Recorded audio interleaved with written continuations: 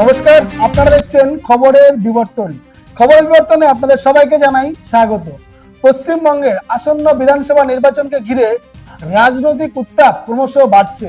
রাজ্যের মুখ্যমন্ত্রী মমতা ব্যানার্জি এবং শাসক দল অল ইন্ডিয়া তৃণমূল কংগ্রেসকে নিশানা করে বিরোধীদের তরফে একাধিক অভিযোগ সামনে আসছে। বিরোধীদের একাংশের দাবি, দীর্ঘদিন ধরে সংখ্যালঘু ভোটারদের মধ্যে ভয়ের পরিবেশ তৈরি করে রাজনৈতিক সমর্থন ধরে রাখার চেষ্টা হয়েছে। তাদের অভিযোগ, এই কৌশলের ফলে একটি নির্দিষ্ট ভোট ব্যাংক সংহত হলেও অন্যদিকে হিন্দু ভোটারদের একাংশ শাসক দলের প্রতি আস্থা হারিয়েছেন। পাশাপাশি সাম্প্রতিক সময়ের উল্টোভাবে সংখ্যাগরিষ্ঠদের মধ্যে ভয় সৃষ্টির চেষ্টা করা হচ্ছে বলেও অভিযোগ উঠেছে।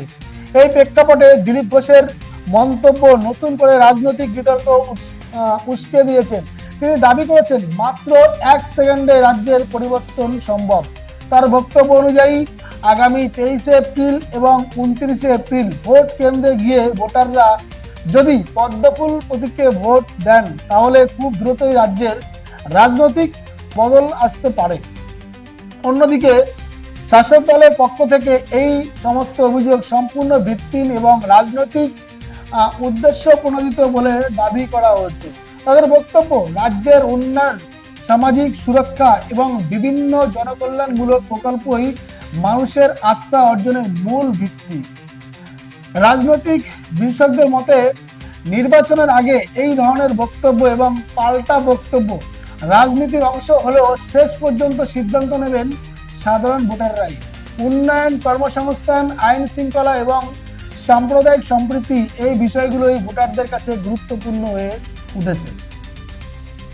সব মিলিয়ে পশ্চিমবঙ্গের নির্বাচনী লড়াই এখন চরম পর্যায়ে। নজর থাকবে 23 এপ্রিল ও 29 এপ্রিল ভোট গ্রহণে, যেখানে গণতান্ত্রিক প্রক্রিয়ার মাধ্যমে ঠিক হবে রাজ্যের আগামী দিনের দিশা। দেখুন রাজ্যের প্রাক্তন সভাপতি এবং বিজেপির প্রার্থী দিলীপ ঘোষ কি বলছে, শোনাবো একবার, শুনুন। মুখ্যমন্ত্রী এতদিন মুসলমানদের ভয় দেখিয়েছেন, বিজেপি তোমাদের মেরে দেবে, হিন্দুরা মেরে দেবে, আমাকে ভোট দাও।